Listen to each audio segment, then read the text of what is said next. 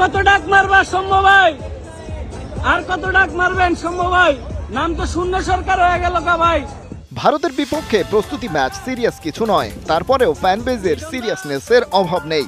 সৌম্য, লিটন কিংবা ক্যাপ্টেন নাজমুল শান্ত ব্যাট হাতে সবাই ফ্লপ। তাই তো গ্যালারি থেকে নিউ ইয়র্কের দর্শকরা চিৎকার করে জানিয়েছে নিজেদের হতাশার কথা। সেই দুয়োধ্বনি যেন প্রতিধ্বনি হয়ে ফিরছে সামাজিক যোগাযোগ মাধ্যমে। শান্ত ভাইয়া, হবে না হবে না, ক্যাপ্টেন্সি ছাড়া রেস নাও। শান্ত হবে না ভাইয়া, ক্যাপ্টেন্সি ছাড়া রেস নাও ভাইয়া। রান না করলে কখনোই একটা ব্যাটসম্যানের কনফিডেন্স বিল্ড আপ হয় না।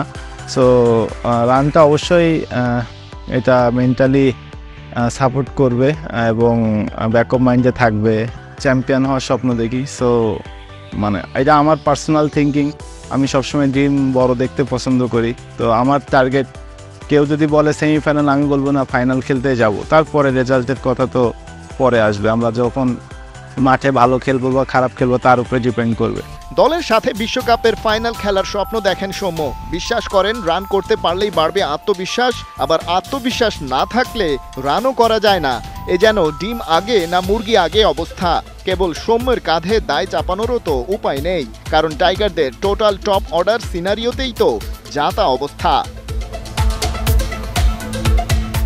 গেল এক বছরে টাইগার টপ অর্ডারে বিশেষ করে 1 থেকে 3 নম্বরে ব্যাট করেছে মোট 11 ব্যাটার। এই টাইম স্প্যানে 50+ ইনিংস এসেছে মাত্র 4টা, তার মধ্যে 3টি তানজিদ তামিমের, অন্যটি নাজমুল শান্তর। 1 থেকে 3 নম্বরে গেল এক বছরে এক তানজিদ তামিম ছাড়া বাকিদের এভারেজের অবস্থা যাচ্ছে তাই। অন্যদিকে স্ট্রাইক রেটে সবাই বেহাল। আর যাই হোক, টি-20-র পাওয়ার প্লেতে যারা ব্যাট করে তাদের নামের পাশে এই পরিসংখ্যান অন্তত একদম মানানসই না। সংকট জানা আছে, কিন্তু সমাধান নেই।